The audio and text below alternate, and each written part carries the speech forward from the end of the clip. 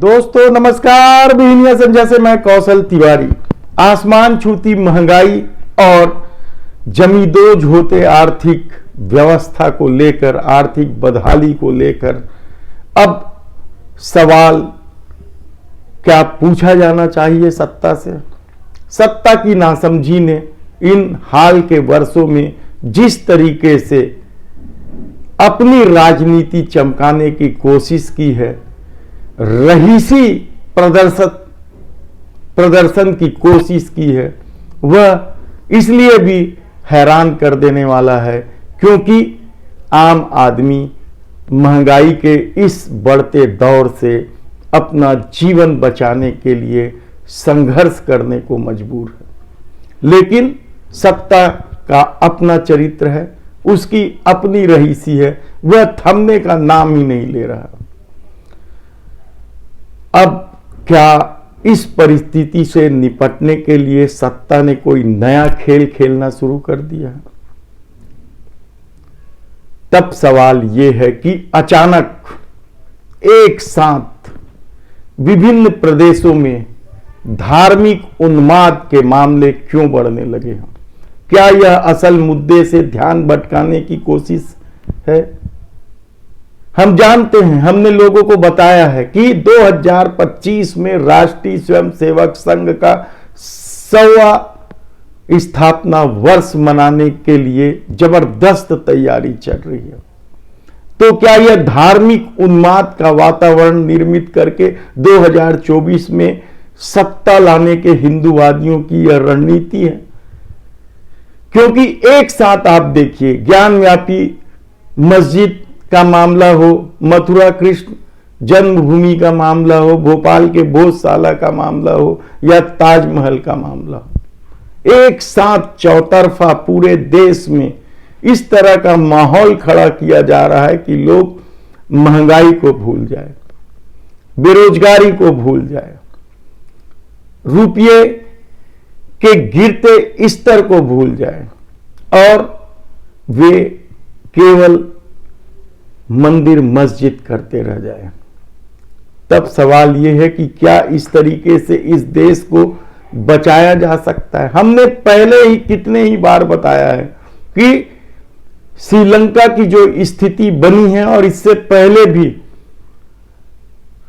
Hitler के Germany के दौर से मुसोलिनी तक आप चले जाएं, जब जब श्रेष्ठता को लेकर सत्ता ने धर्म का, जाति का लबादा उड़ा है, तब तब उस देश को हमेशा ही नुकसान हुआ है। उस देश के लोगों की आर्थिक स्थिति बदहाल हुई है। लेकिन सत्ता का अपना खेल है, उसे सेंट्रल विस्टा चाहिए, उसे भव्य प्रधानमंत्री आवास चाहिए ताकि वह दुनिया के नंबर 1 देशों के प्रधानमंत्री राष्ट्रपति आवास से मुकाबला कर सके। उससे दुनिया का महंगे से महंगा प्लेन चाहिए सफर के लिए ताकि वह दुनिया के विकसित देशों के राष्ट्राध्यक्षों के साथ मुकाबला कर सके। भारत में गरीबी, बेरोजगारी चरम पर है।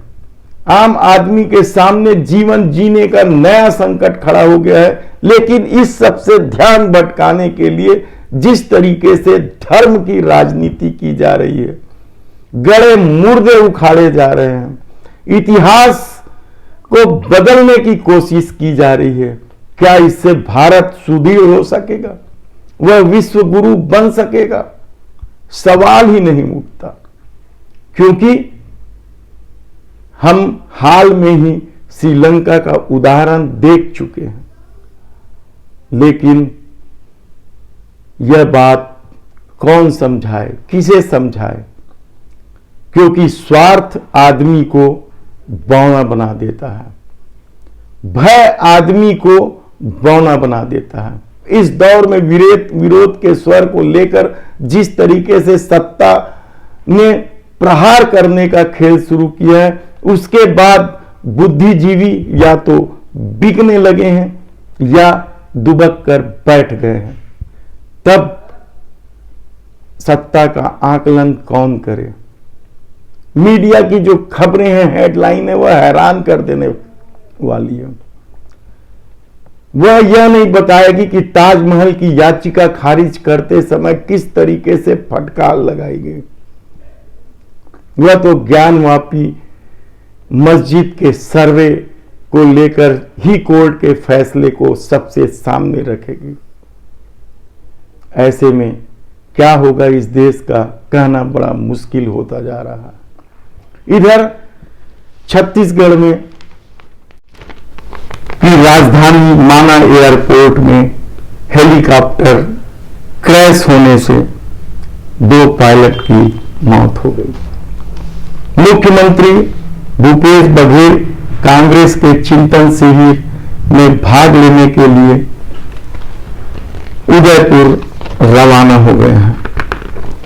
खबर राज्यसभा की 2 सीटों को लेकर भी है, लेकिन इस सबसे भी महत्वपूर्ण बात है 14, 15, 16 मई को सिरपुर में बौद्ध महोत्सव, बौद्ध परिषद और सांस्कृतिक महोत्सव का आयोजन है। यह बेहद ही महत्वपूर्ण है। 16 मई को देश के प्रधानमंत्री नेपाल जा रहे हैं, वो लुम्बिनी भी जाएंगे और प्रसिद्ध माया देवी की मंदिर में पूजा अर्चना भी करेंगे। छत्तीसगढ़ के महासमुंद जिले में स्थित सिरपुर कभी दक्षिण कौशल की राजधानी हुआ करती थी। यहां पर बौद्ध धर्मावलंबियों की अटूट आस्था है और देश विदेश से बौद्धिस्ट यहां आते हैं। अद्भुत जगह है, अनुपम कृति है। पूरा तत्व ने जिस तरीके से यहां काम किया है, उसके बाद इसे वर्ल्ड हेरिटेज में शामिल करने की मांग बौद्ध समुदाय लंबे समय से करता रहा है। इस कार्यक्रम में राज्यों से बौद्ध स्कॉलर, अनागरिक, बौद्ध धर्मबंते, अरहत, प्रोफेसर, विभिन्न शिक्षाविद का आगमन हो रहा है, जिसमें doctor professor Lakshman Yadav Delhi university से, प्रोफेसर रतनलाल जवाहरलाल नेहरू यूनिवर्सिटी से, प्रोफेसर जितेंद्र मीना पंडित जवाहरलाल नेहरू यूनिवर्सिटी दिल्ली से, doctor professor Hemlata Maheshwar Jamia Islamia university Delhi से, डॉक्टर सत्यजीत चंद्रिका पुरे,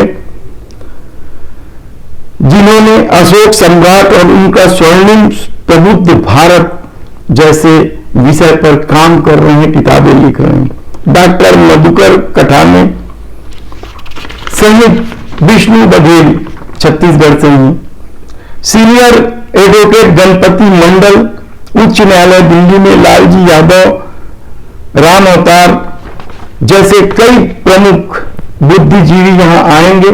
3 दिन के इस कार्यक्रम में सांस्कृतिक महोत्सव के अलावा विचार गोष्ठी होगी और व्याख्यान माला होंगे बौद्ध संस्कृति, विरासत एवं इतिहास के विषय को लेकर। सिरपुर क्या है, इसे आप बगैर जाए नहीं समझ सकते। बौद्ध विहारों का वहां समूह है, लंबा समूह है। तीवरदेव बौद्ध विहार भी वहां स्थित है, जो दक्षिण कौशल में अब तक के सबसे बड़े विहार के रूप में माना जाता है। 639 639 में चीनी यात्री वेनसांग ने भी सिरपुर भ्रमण किया था। यहां बौद्ध स्तूप है, अद्भुत है। पुरातत्व की खुदाई में यहां विकसित व्यवसायिक केंद्र, बाजार, हाट मिले हैं, प्राचीन बंदरगाह मिले हैं, महल मिले हैं, स्वास्तिक विहार भी है और सबसे अद्भुत तो ईंटों से बना लक्ष्मण मंदिर है। इन 3 दिवसीय कार्यक्रम को लेकर बौद्ध महासभा के अध्यक्ष BS जागृत ने पत्रकार वार्ता में विस्तार से जानकारी दी।